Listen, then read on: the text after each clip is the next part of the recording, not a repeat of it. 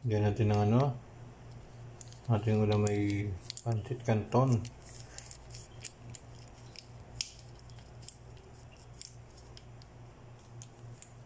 Yan. Pancit canton ng ating pagkain ngayon for today.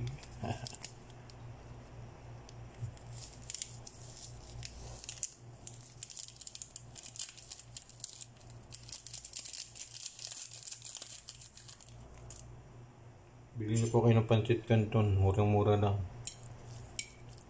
Bili ko rito ay 2 real. 2 real yung bili ko rito sa pancit canton.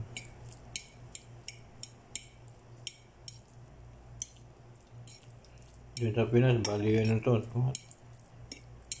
25 real plus 25 pesos sa Pinas. Diba?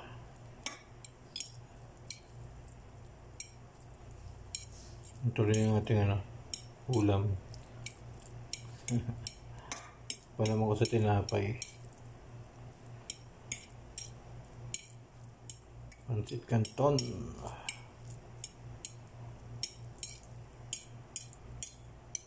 Napataluin mga yun. Pero dapat hindi kayo palagi magpapancit canton na. Dapat minsan lang.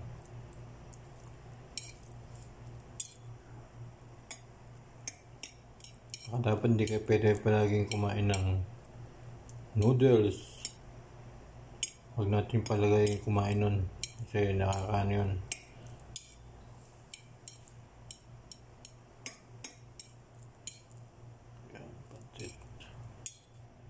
Sarap.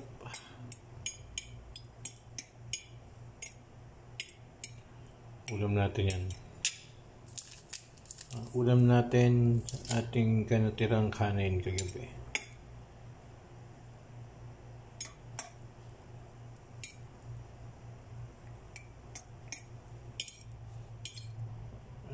Haluin natin pa. Haluin pa natin. Haluin pa natin ang haluin. Yan. Pantay na ang kulay. Pantay na. Pancit canton.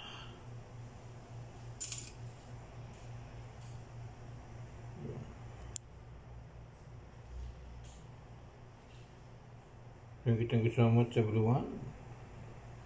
Sa inyo lahat.